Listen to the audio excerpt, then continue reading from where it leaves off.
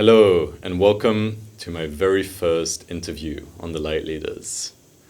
About 3 weeks ago, I got back to Bali, and a week before that, I was in the south of Turkey in Segalassos with my very good friend Yunus, as you're about to find out in this episode. Now, we went on that trip with cameras, with a van, full of adventure gear, not really knowing what was going to happen.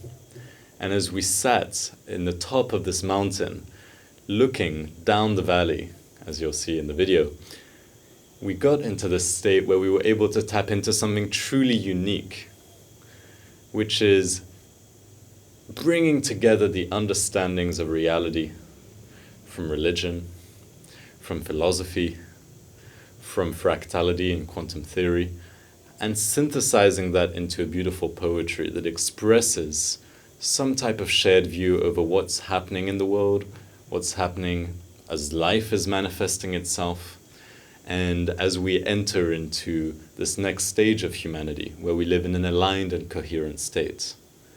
So this specific discussion is much more relaxed. It's a back and forth, it's an ideation. So listen to it if you're in a place where you can relax too. It's not going to be a high-powered bam, bam, bam, knowledge, insights type of thing. But it is going to be the type of thing where you can have in the background and you're going to get some key insights at the right moments to be able to activate your own thinking process around some of these complex topics. Because we all know that things like time are an illusion. We all know about fractals, about maybe divine masculine, divine feminine. But those concepts, for many people, can stay disconnected from one another in the mental model.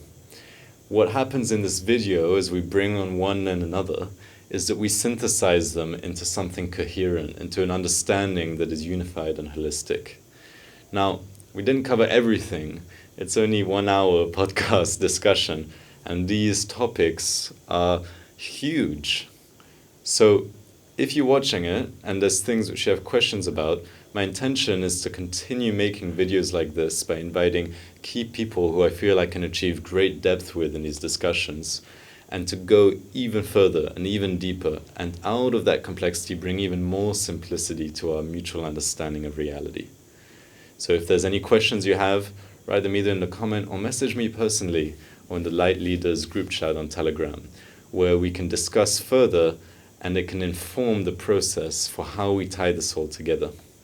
Because this is the intention of this mini-series, tying it all together.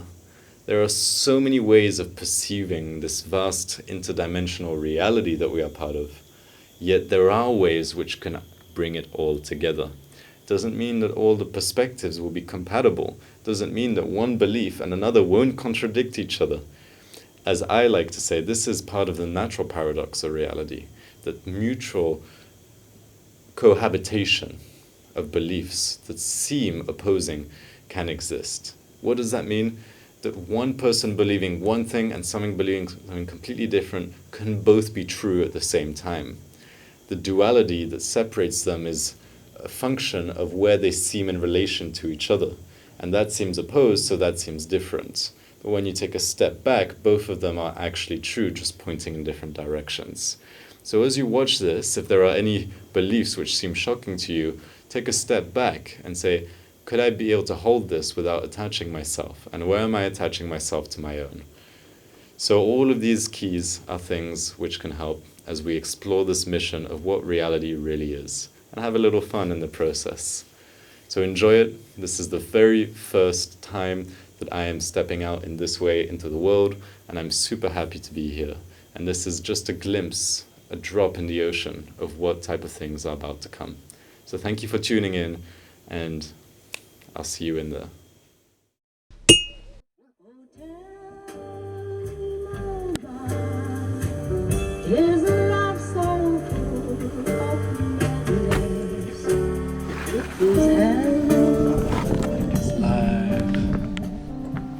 Mike is live. It's pretty live. Here we are, the 16th of November, nearing the end of the year of the Divine Feminine. Ooh. 2022. In the land of the mother, Anatolia. In Turkish translated as full of mother. Full of mother. Yeah, Anadolu. Full of mothers, you could also translate. So, 3 months ago, I was in Bali. And I was on the edge of whether to come to Europe or how, or whether it made sense. Mm-hmm. And then one day, I was in this beautiful place called Les Waterfalls. Very sacred, huge waterfall. Mm-hmm. At my friend's place. And I was like, I'm doing it, I'm coming. And I booked the ticket.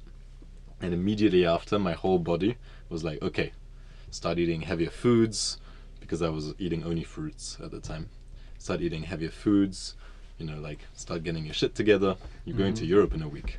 It was a week later. And I flew in and I arrived on the day before a beautiful festival in Portugal. And that was the beginning of a 3-month pilgrimage across, 7 countries, something like that. And all the way here to Turkey, the beautiful Anatolia, where we've met, dear brother. Cheers to that. Cheers. And we met in the Rainbow Gathering, which was the last of many stops, many communities I visited. Actually, not really the last, because then we even went to Urfa. Mm-hmm. But we met exiting the rainbow too. That was like... Yeah. So Rainbow has definitely been one of the peak highlights of this whole journey. But what about you, brother? What has this last 3 months been for you? In this last stage of my 3-year journey in life, I have once again, in a more concentrated manner, seen Divine Mother take me on a journey in her bosom.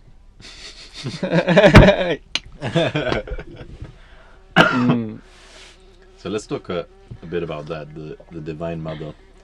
And I was recently in 2 very powerful plant medicine ceremonies. One in Zurich, and then 2 nights in 1 hour east of Istanbul, east-west of Istanbul. West. And man, there is so much potency in this divine feminine force of creation. And there's also, of course, a lot of potency in the divine masculine Shiva full power force. But the feminine is the birthing. Mm-hmm. It's the holding of life. It's the nurturing, the womb, the cosmic womb. Yeah.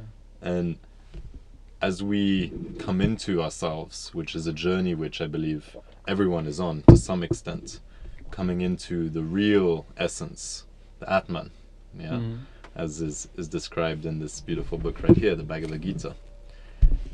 There's really a process of being nurtured and held.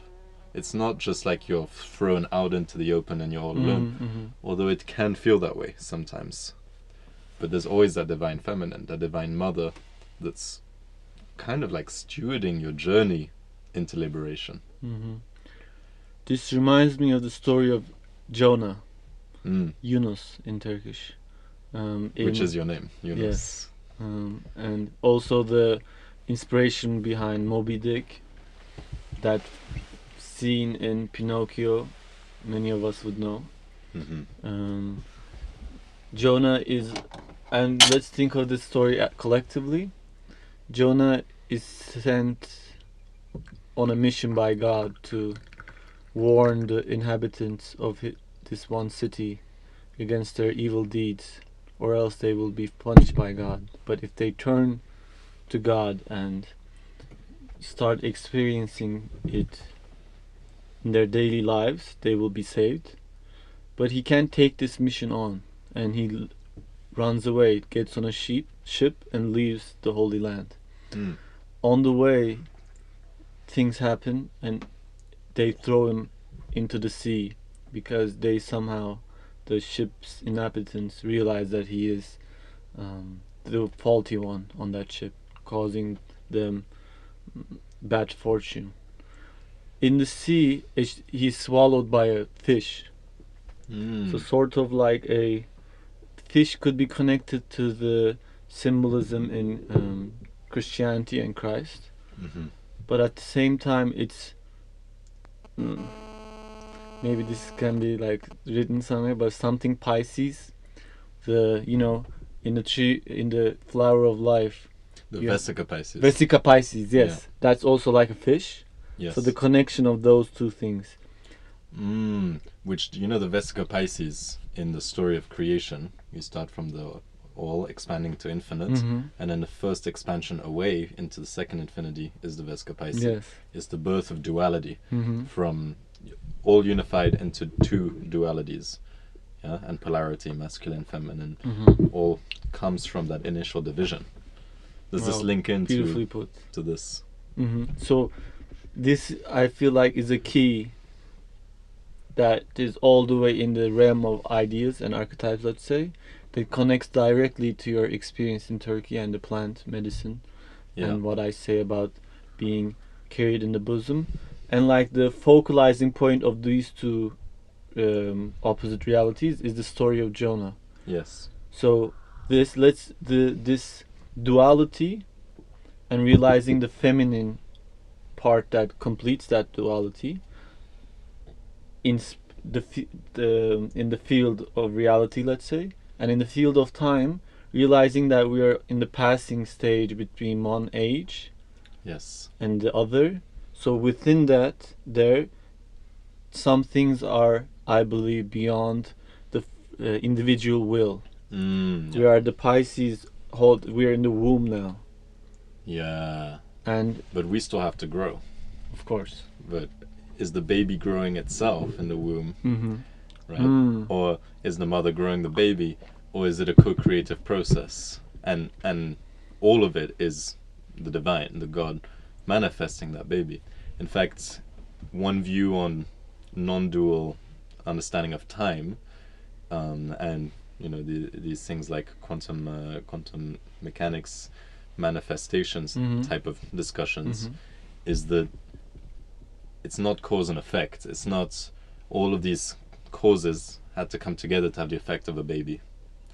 It's the idea of a baby came first in consciousness, and from that idea manifested fractally outward in both directions the ripples of cause and effects and all the causes needed to reach that point. So actually it's slightly different. The DNA coming in. It's slightly different than the traditional view on time and on a baby. So as we become this new civilization deeply in the womb of the Mother Earth, of the Divine Mother also, that idea of a new civilization is already created, and we are going through the causal undertaking for us to reach it. The lightning is coming down through the lack of Jacob's ladder in the Kabbalah. Oh, in the Tree of Life. In the Tree of Life, yeah. It's like there, it's already manifested. Like the only thing is to connect the dots to the Malkut, the kingdom, the reality, the manifestation. Yeah, but there's also an understanding that despite this already manifested inevitability, there's still the free will. And this is one of the ultimate paradoxes, which is we're kind of going there whether we like it or not. But the we is who's going there is also the we who had the idea of going there in a more expanded form. So it is because we like it and have chosen. And then we've chosen to forget and to be here in this version of divine.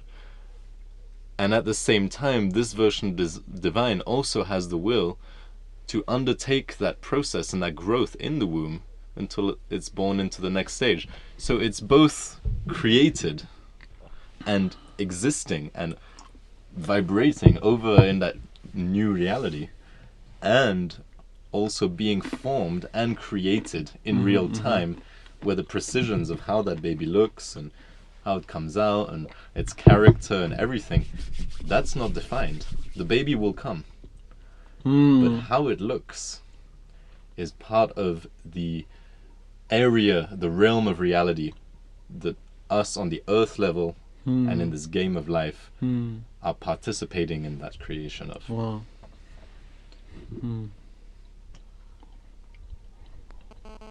This took me through so many ideas and landscapes, but I want to come to it slowly Mhm. and then connect it to apply it to our lives. You know, it said the concept of beauty was put into our minds by angels. This could also be taken as a metaphor on the progress of civilization and at what point people stopped just being primitive survival animals and turned into appreciating the beauty of life and the women start having jewelry. But let's back up. This is just a small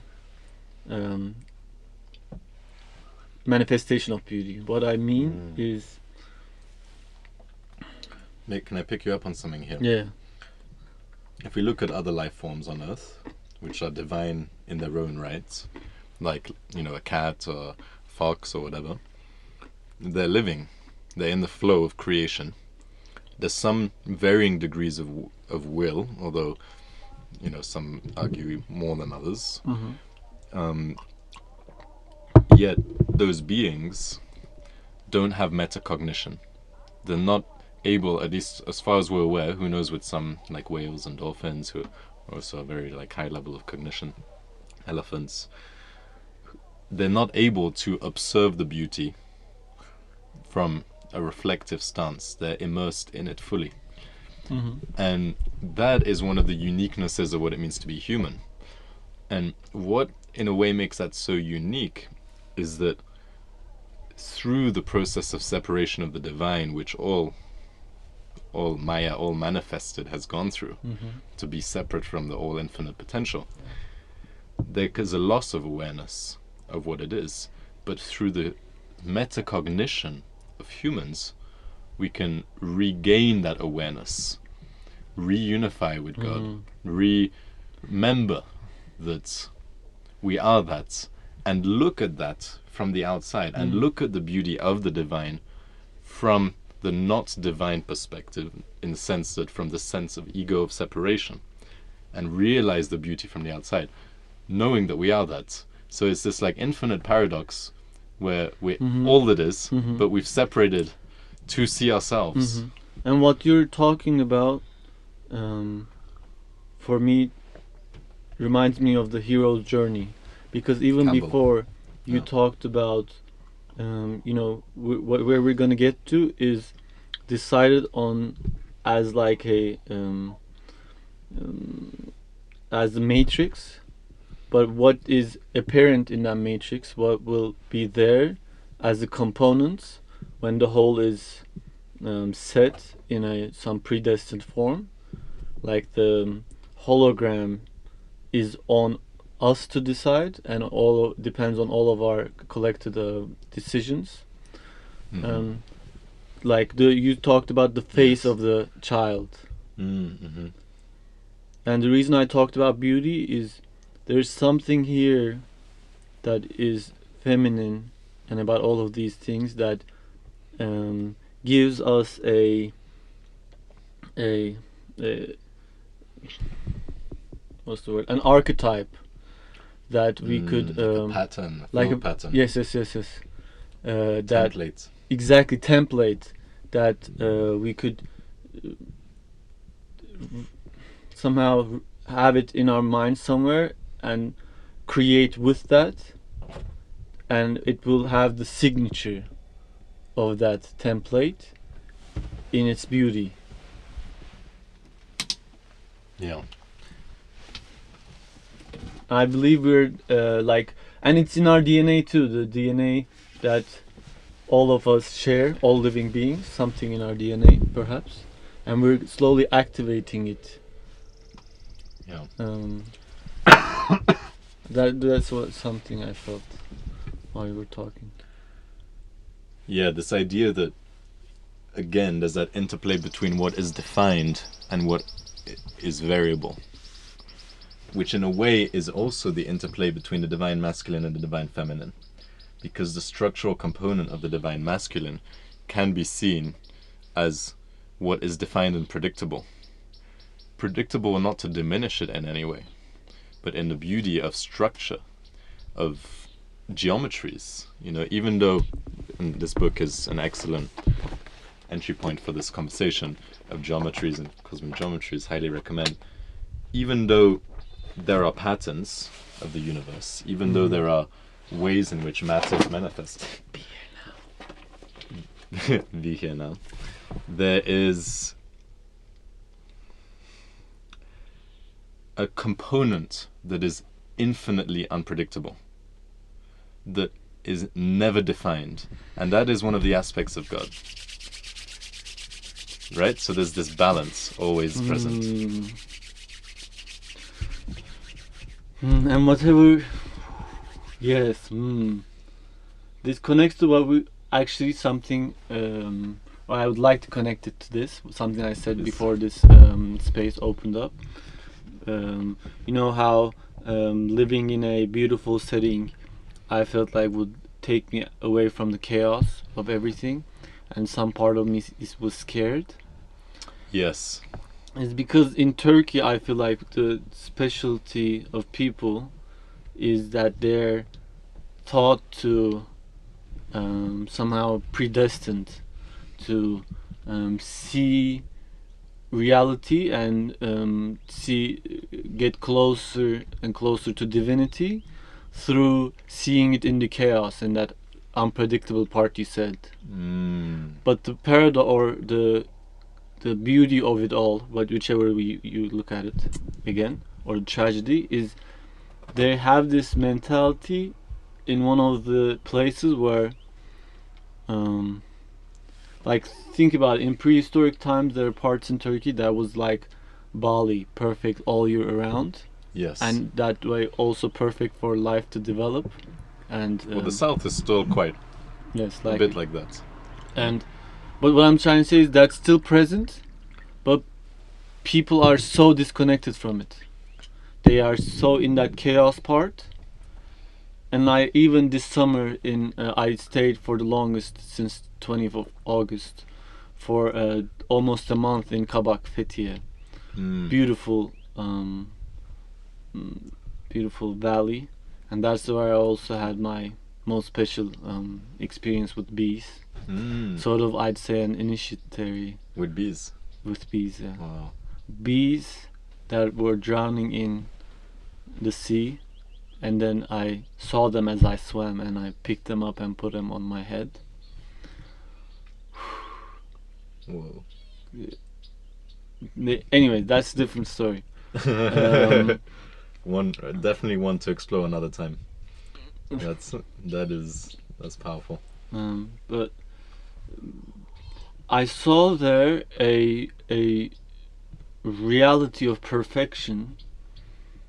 The outside is perfect, but as I saw people through the years work on it, categorize it, construct on it,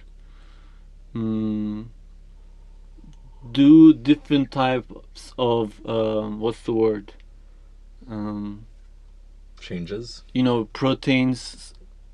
When you cook protein, something happens. It doesn't turn back. Oh yeah, like I guess just a process. It's like a transformative process. Like when something is burned, it is transformed in such a way that it can't go back. Basically, what I'm talking about is that like burning our imprints, like our mind's imprints, not our heart's imprints, on it, and forever changing the surface of reality. Right, because we are creating reality in every moment, through the creative power of the vibration we put out, right? And This is in so much denser and less awakened version of that. That's what it can evolve to. Yes. And that's the template of what I'm talking about. But what I'm saying is that whether people realize it or not, yeah, that's they're what creating. Yes. There's of course, being aware of it is that. But what you're saying is that basically there's these projections of the mind which come from an evolutionary perspective, come from a intoxication of society perspective, and certain agendas that are not always positive, and that imprint is so deep that it then modifies the template of creation, even the natural order, the natural template of creation that we're born with to live in harmony and unity and grace and abundance, such that the manifester, which, aware or not, is projecting that in the outside world. Yes. And creating something distorted, something that is further away from the true divine nature. Creating that separateness. Separation, yeah. Exactly. The literally a form of divinity that this nature, this locality of the goddess, even, let's say, is it's so apparent and so beautiful and so encapsulating. They are trying to separate themselves from it, and that's where the femininity is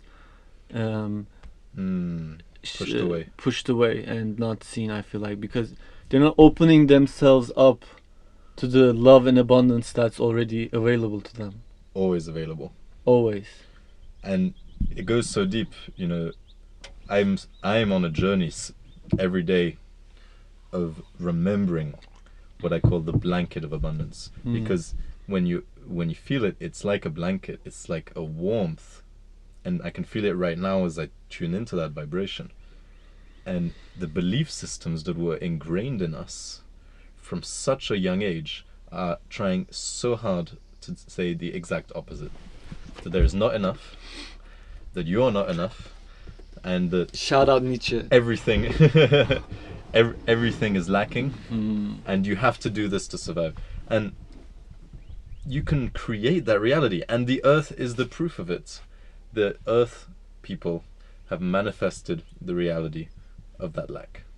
Not everywhere, and there are beautiful places like the rainbow, and like high up in the mountains, and some villages here and there, and some awakened people here. Like, there are beautiful places where this is not the case, and God bless those places that are growing and thriving and sharing their wisdom with the world, consciously and unconsciously, through the morphic fields. But right here, and in most of the world, there's a chaos story, and that story is trying to re-perpetuate itself. But in parallel with that story, which is kind of a crashing train, there's at the same time that womb that we talked about of a new earth being birthed.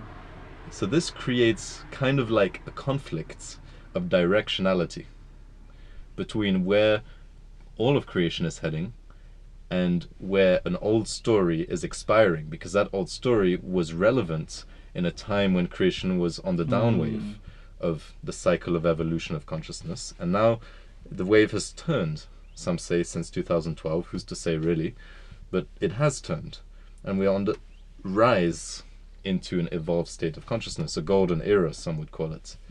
And so, because of that rise, there's this conflicting energy of the universal flow towards this greater abundance and remembering and lifting of the veils, with the momentum of the old train of society that is still advancing, because it has so much momentum from hundreds of years of operation. It's still going that way. Yeah. Sponsored by. But yeah, sponsored by Iranian dates. Good for your health. So that train is run out of gas, but it's still got momentum. So when people look around and they still see a chaotic world, what they're seeing is a train which was going quite fast, and it's still going quite fast, but that's has no more gas. So it's just advancing, and at some point it's going to stop. But as it stops, it's actually going to lose interest, because in parallel, that birthing is happening all over the world, like in these types of conversations, like in the Rainbow Gathering, like I mentioned, in all those beautiful places where people are awakening, even in cities all around the world, people are waking up to the truth, whether it's fully conscious or whether it's starting to reject things that don't feel aligned, because those veils are lifting, because the birthing of the new world is taking place. And so, in parallel to the train running out, there's the new world that's starting to be created by people like us, right? And so eventually you're on the train, you're like, hang on a second, I can see where this train is going. That doesn't look so good. Whoa, what about this train over here? Actually, this spaceship over here, man, let's take off. And so there will be this transition, which will get easier and easier and easier for more and more people to enter into the new template. But it involves disillusionment, it involves Kali energy, the destructive force, the destructive feminine that's going to come and swipe some people. Absolutely. Some people are going to get a big dose of karma. Some people are going to go through a lot of suffering, not because they have to, but because they're still choosing attachment and hanging on to old stories, like we have many times. And through that letting go, which will be held by the feminine, if they so choose to receive that love, it's available for everyone. There will be a process of remembering and a process of being reborn into the aligned civilization that leads to that heaven on earth reality. Oh. What up? Well, okay, man. Okay. Damn. Damn, son. Okay. Look, so I'm gonna spit some inspiration on your head tops. Just get me some dates in that bowl. What?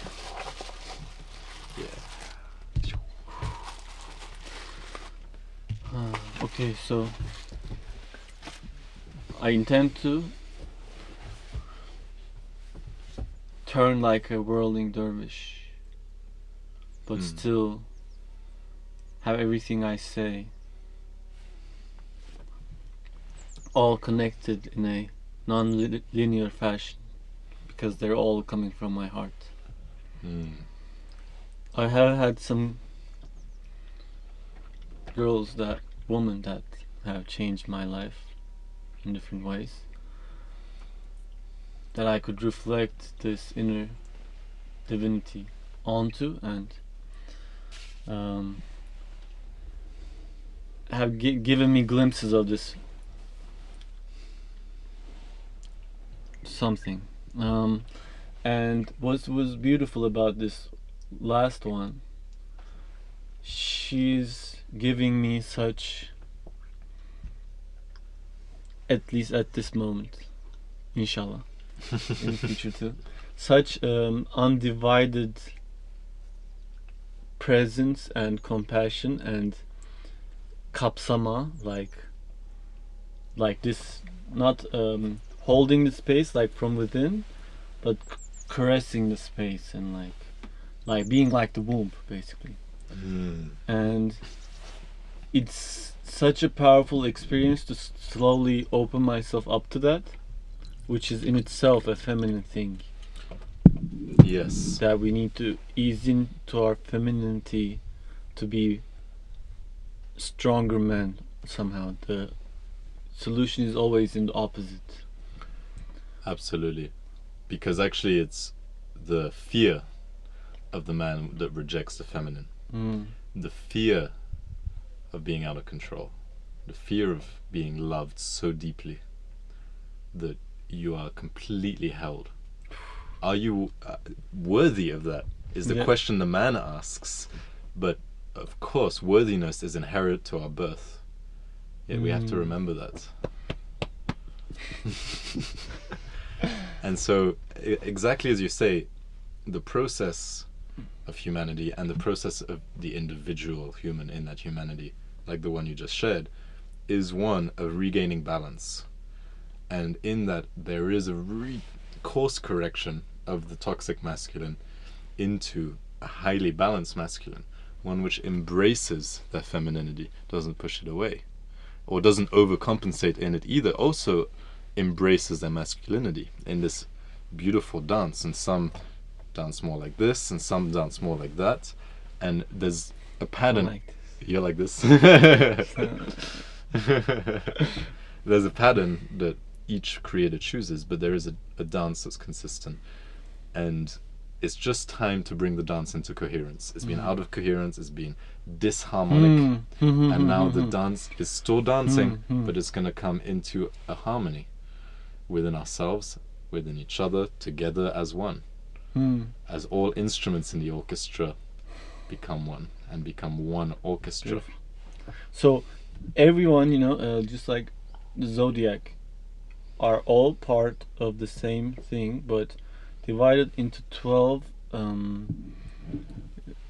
Houses. harmonizing, Yeah. connecting, opposing, similaring, differenting, chilling, vibing, compatibling. Compatibling. Yeah. Sometimes. Sometimes. Shapes and forms and archetypes and houses, as you said. But it is God that lives in all of these houses, the same person. But just that way, he can have neighbors, or she, or it. All that is. And the reason I'm like laying this down is because I believe we share certain transpersonal archetypes, like our role in this whole sonic painting or logo. Wow. No, I mean I got that from Kanye. Shout out, but yeah. But for sure, sonic painting, like, doesn't Yeah. matter who said it, that goes deep. That's deep, and bro. Kanye. Yo, that's Kanye. Major respect. Respect. So, why sonic painting? Because actually, the universe is all vibration and sound wave. Well, sound is what we call it when we interpret it, but it's energy wave, yeah. And so, really, if you abstract all of this to the most meta standpoint, we're talking about a bunch of organized waves.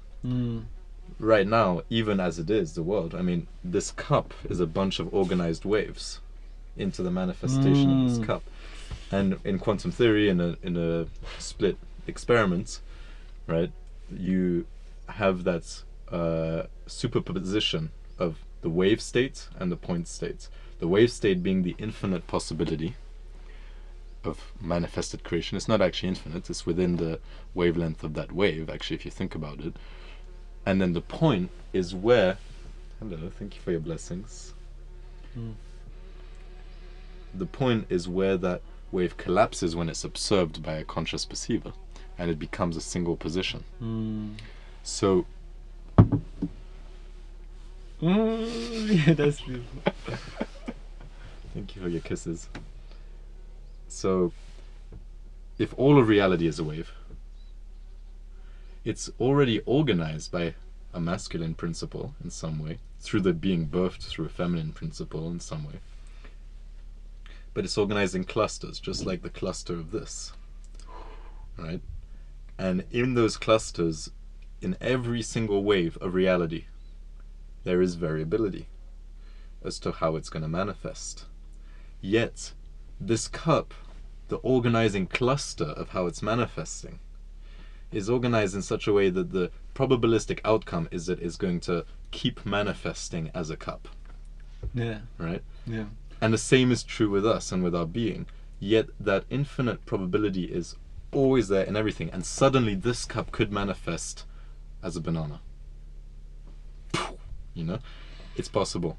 Yet it's not likely. But in the context of this discussion and the reality... Or let's say it's not impossible. It's not impossible, but it's in a realm of possibility.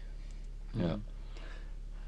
Well, one more point here, Of course, which is that in the light of this conversation, there is a wave cluster of how the world is now, how we've perceived it, how we've remembered it, how we're creating it in real time, the morphic memory of this world, and it's manifesting it like this. The difference between this world and our society and everything and this cup is that the impulse of creation for this world is that it wants it to manifest into a more evolved and conscious and what we could say different world, whereas the impulse of creation doesn't want this cup to change. And so in that, the probabilities are being accelerated towards a probabilistic outcome, which is the dynamic in which we define that baby. The outcome of the baby being born is existing. It is there. But the way in which is born, all of those details, like we talked about, are being manifested through each creative force in each of us, creating, channeling the spirit of creation that we are and are separate from simultaneously in superposition, out into the world and manifesting in real time that intention. But all of the manifestations are aligning towards the same outcome because they're pulled magnetically to that probabilistic, even deterministic almost direction. And it's that balance between determinism, that it will definitely happen, and probabilism, that it's likely to happen, that brings the unpredictability of the masculine and feminine in place. Yes, it's gonna happen, but also maybe it won't happen because there's always the unknown. So while you're talking about, I have some Please.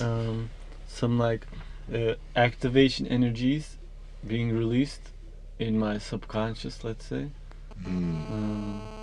But I want to talk not about them, but about what exactly caused them. It is that basically where we're treading near, where this ship of logos is treading near, is I talked about the cup. It's beautiful rainbow, and how it's possible for it to change. And I wanted to say not possible, but rather not possible, but not impossible. The mystery zone in between. Because the reason I chose to say that is because it's somehow the magic is in the meeting point. Like, let's say the clit of the Vesica Pisces, if I may.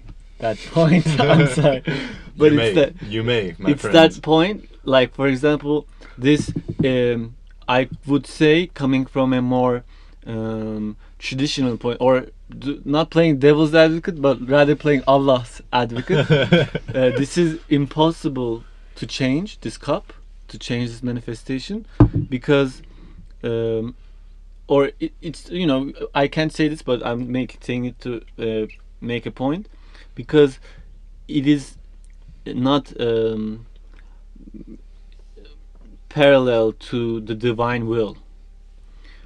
But the point that we're both sharing in our experience, and as I said, in our transpersonal makeup, is the gray zones in between that are more immediately accessible by the consciousness of a normal person, Yes. of a the norm, the average manifestation of human in this time. Because like we can change the cup, but the thing is, we're gonna change reality when the cup's change is believed in and seen by many, not just one or two.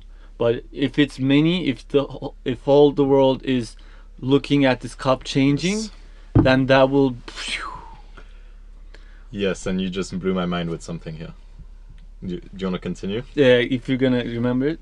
Yeah. Because what I'm getting at is, I've been blessed to realize, and this is like a key for those who can access it.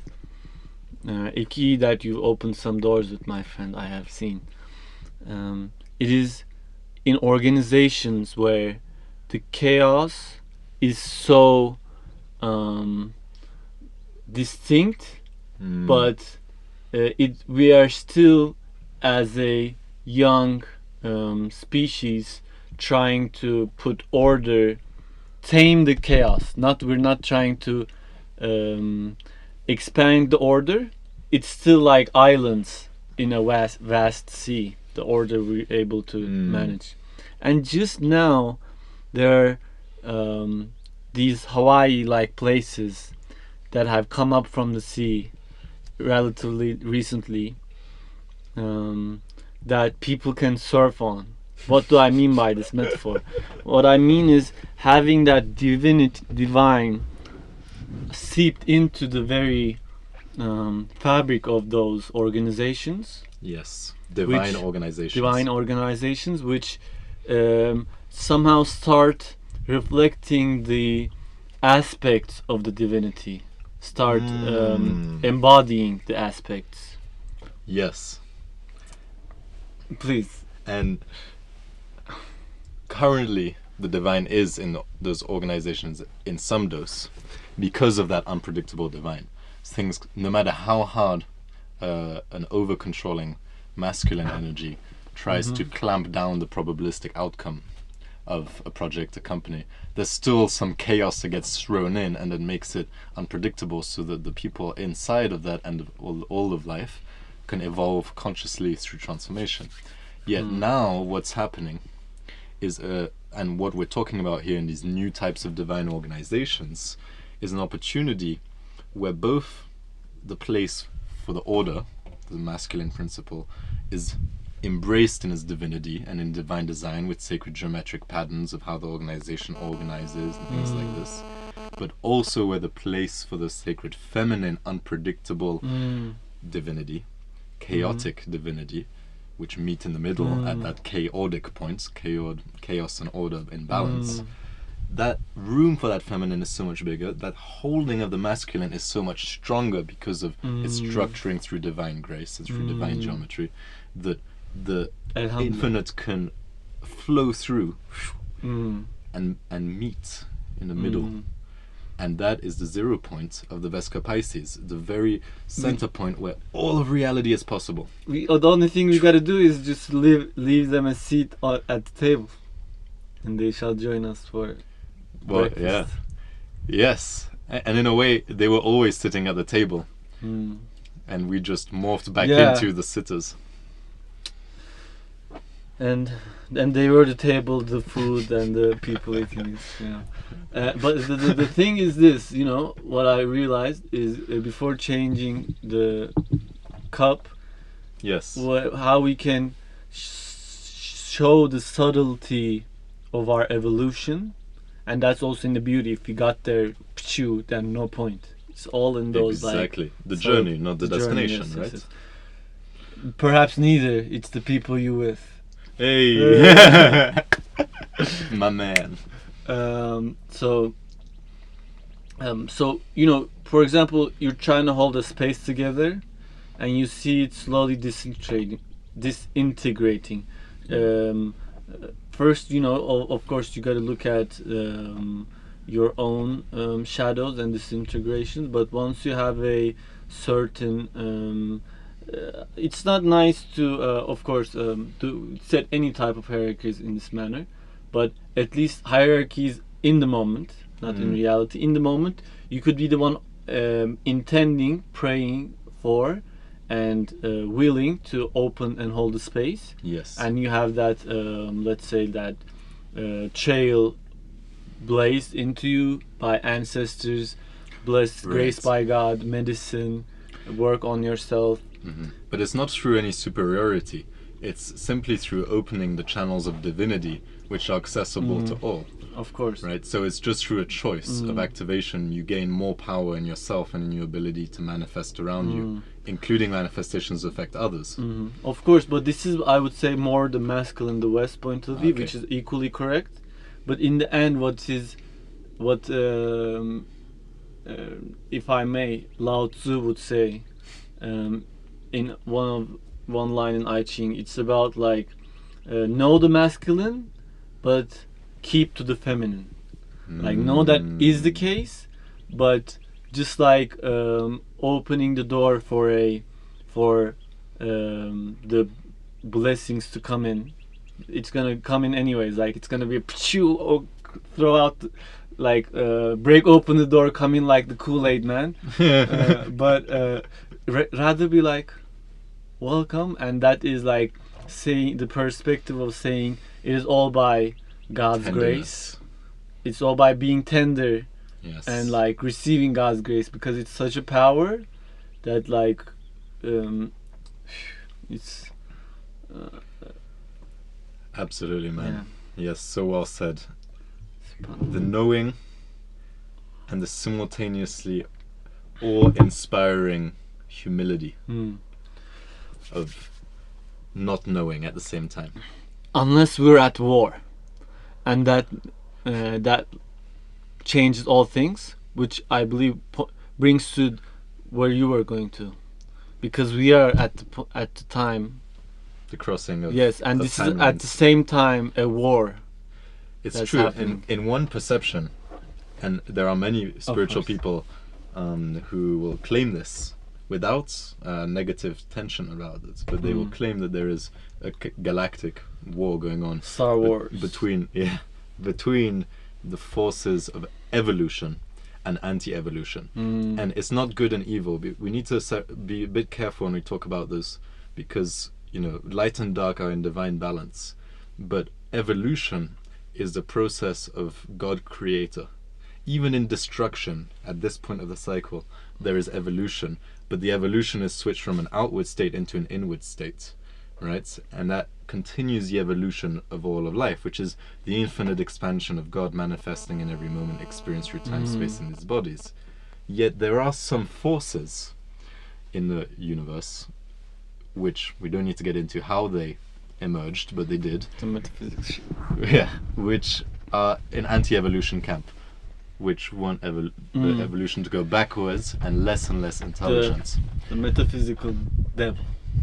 In some light, yes, which then manifested and fractalized into other sub-manifestations. Yeah.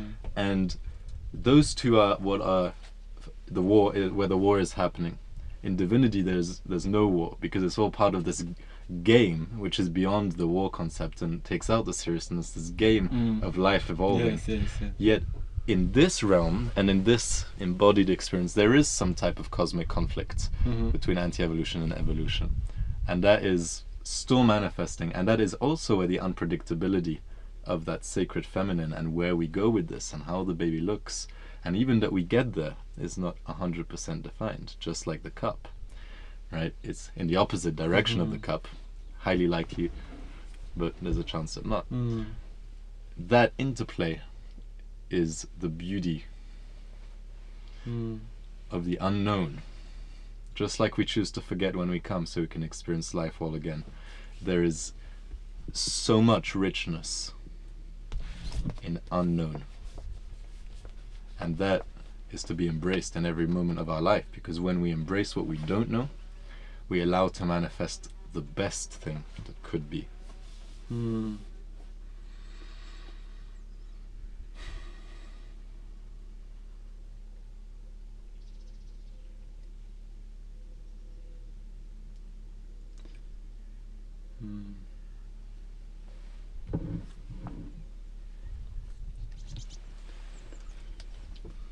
Still, for me, the biggest mystery.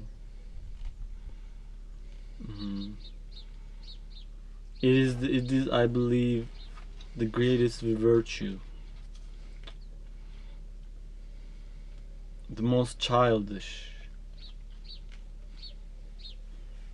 You know the laughing Buddha, the fat one? Yeah. You know why he's fat and laughing? Tell me. He's depicting Maitreya, not Siddhartha Gautama, Will you explain the but the difference? future Buddha that shall incarnate on earth at some point. Because Siddhartha Before. is the fully enlightened Buddha and fully realized. And Maitreya, according to my knowledge, is his next incarnation on earth. so the one which is still going through the cycles of incarnation. Because you're saying, And there is that superposition. of course, like an avatar, let's say. Yes, okay. And at this point, it's something different. The story is different, and there's like this joyful and content part to Maitreya. The reason I am saying this is because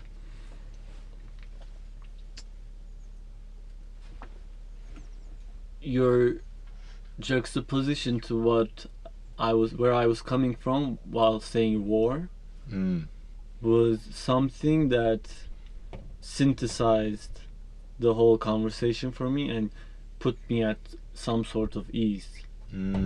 Beyond all this awe of the feminine, the power of the divine masculine, the pulls and pushes of life, the non-dual state, the Wu Wei. And the page I opened was talking about The Gita. the Gita, translated by Jack Hawley. Highly recommended version. Yes. In the part 3, Attaining Liberation Now, although I'd rather not, it's sort of YouTube-y, but you know, we could make that the name of this. Attaining Liberation Now. So the first chapter is the field and its knower, distinguishing between matter and spirit. And then chapter 14, going beyond the 3 forces of nature, the gunas, beyond time, space, and circumstances, to the place where the mind is tranquil and the ego disappears. That's it.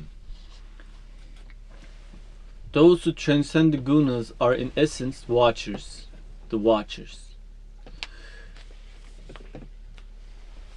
Beyond the worldly, although constantly aware of the inevitable cycle of birth, disease, senility, grief, and so forth, they dwell above it all and merely witness it. They feel no attraction or aversion to any of the gunas, to any of the states of being.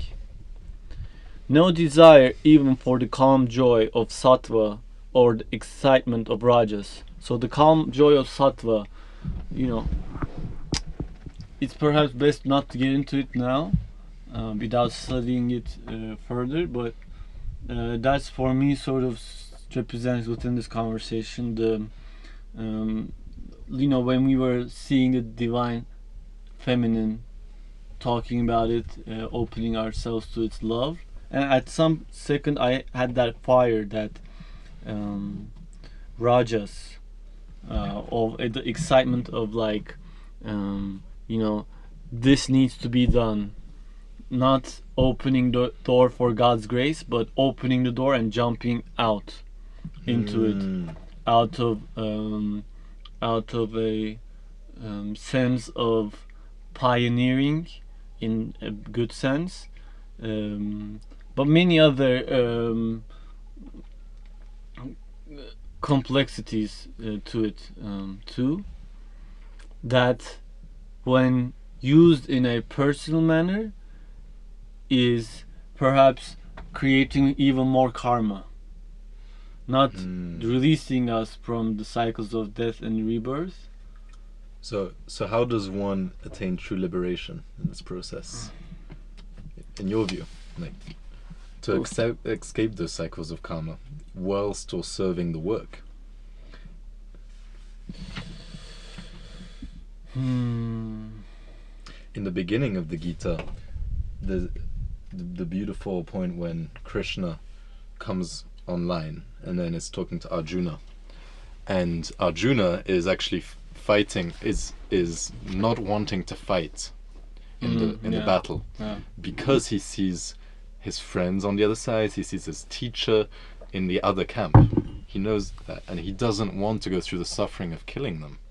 And yet, in a quite surprising analogy, Krishna, the higher consciousness flowing through and teaching him to make the tale of this book, is basically telling him, no, you must step out of your attachment, and actually you must fight, because it is the divinely ordained action is to go out and fight. And if actually you don't fight, you won't be respected anymore.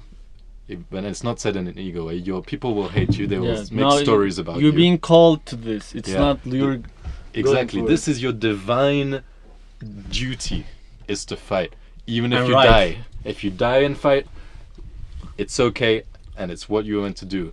If you win, you stood up for the righteous path of what you need to. This is the tip of the wave that you will serve like a divine person on earth.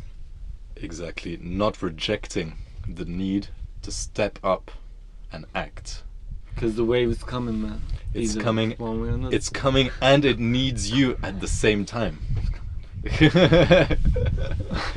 It needs you at the same time. The wave is coming, and you are that wave, right? And you are the. So you must stand in your power. And perhaps depression is being just like boğulmakta. Bulmaktam. Drowning in this wave, the wave. If you're too late, the wave drowns you, and you gotta become the fish. A little bit, perhaps dolphin. A little bit like the Jonah. Be swallowed by the. And it's coming back full circle. The interesting thing is that when you're swallowed by the wave, two things happen in juxtaposition. One is that you remember how to swim, because you become the fish, and you start. Or swallowed by the fish.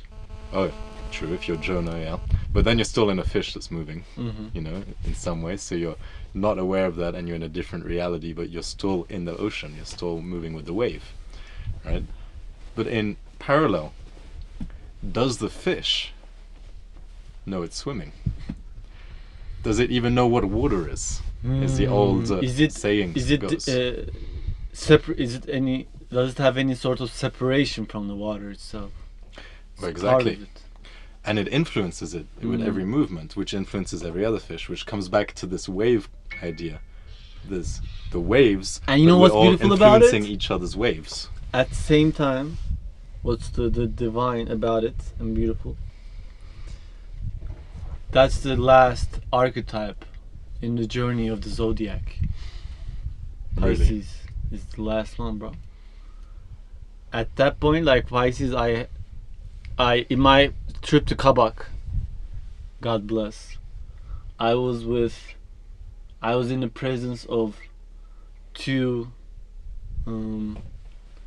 lovely Pisces ladies, and it was the full moon in Pisces, beginning of September, and there was also Scorpio,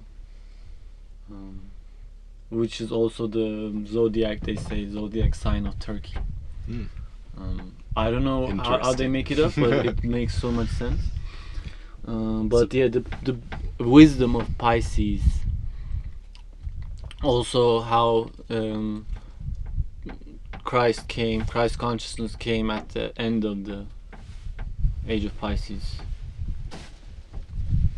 And there's also this saying of like, are we truly going back in the zodiac counterclockwise, or to the age of Aquarius, or because of the change in Earth magnetic waves, are we gonna turn back the other way and going back into the age of Pisces, where the Christ consciousness comes back a second time to incarnate on Earth within those who self-realize? And some say the Christ consciousness and Krishna consciousness is actually the same. 100%. And so it's important not to be attached to the names, knowing that these are representations of patterns of energy, in what could be described as highly coherent patterns, highly evolved fractals of reality that are so powerful in their vibrationary resonance, which is beyond the visualization of this realm and into an interdimensional cosmic expression, that they are able to harmonize the space all around them into that light. It's not just that it's beautiful in discrete fashion, it's that it's beautiful in its imprint on all of the other patterns of reality, as were all of the prophets, Christ, Muhammad, Buddha, all of the incarnations of avatar states, or people realizing their avatar self, were affecting reality to degrees where their vibration is still vibrating in the time space of today, and still shaking the reality and structuring it in that way.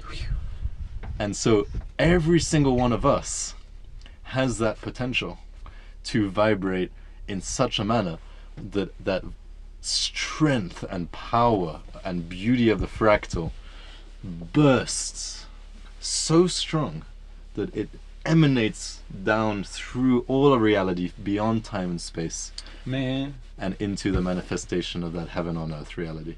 the the reboot of the DC Comics universe, the Flashpoint.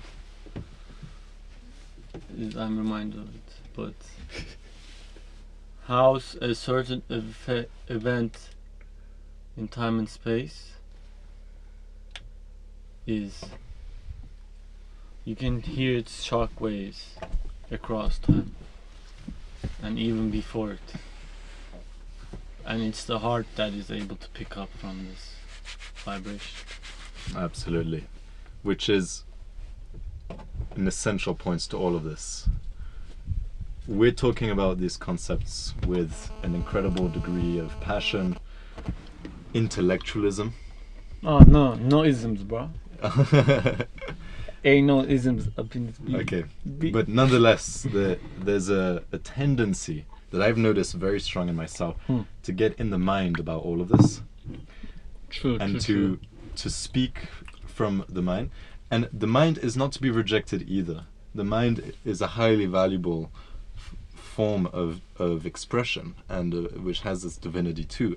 And part of it is the channeled state that we're tapping into now.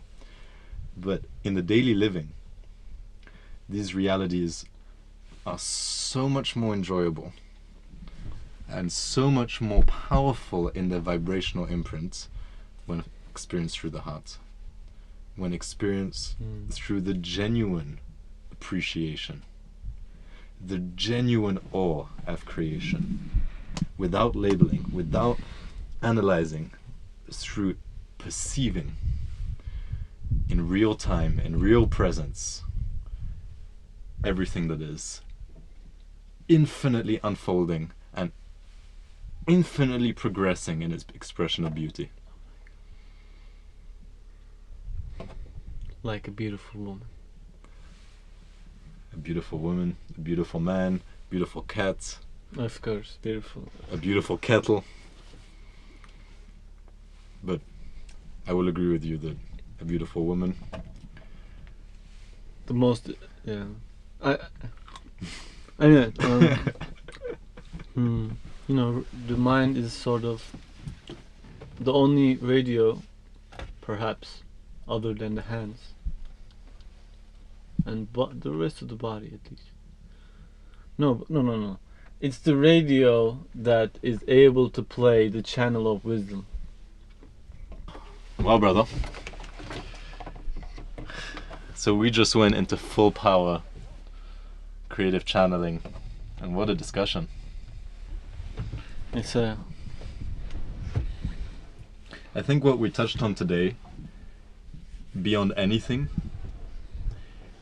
is that we managed to crystallize some highly complex topics into a poetry, into a poetry of expression. And although we are separate in our experience of ourselves and reality, a collective field was created. The peak of the mountain, as we said, is singular, and for me, getting out of this conversation, that's where we both touched in our own ways. We both had that eagle fly from our spirit, take all the path, go up to the peak, see the view, come down and talk to us in that beautiful space. And this gave me, although we're so close, I'd say, this gave me, within that fractal wave that connects us together, that sort of like, you know, you play two different notes, the aralık, they say, the space between those two notes and their harmony, somehow made me able to contemplate upon the vastness and the wideness of this mountain, and made me feel blessed and grateful that the sun is slowly rising on our side of the facet, and here we are in Sagalassos, Ancient city. ancient city, from the Phrygians, going all the way back to the Hittites. And we're gonna ask this question on our trip. What was it that brought all of those people here thousands of years ago, create this pearl white creation that reflects so much of the divinity that is within us, not the distortion. The distortion through the human mind of the people who made this city is so pure. And what was it for them to live in all those hardships on top of this hill, on top of this mountain? What was the abundance that caused it to become an economical and political center, and have Alexander the Great And Marcus Aurelius. Come here.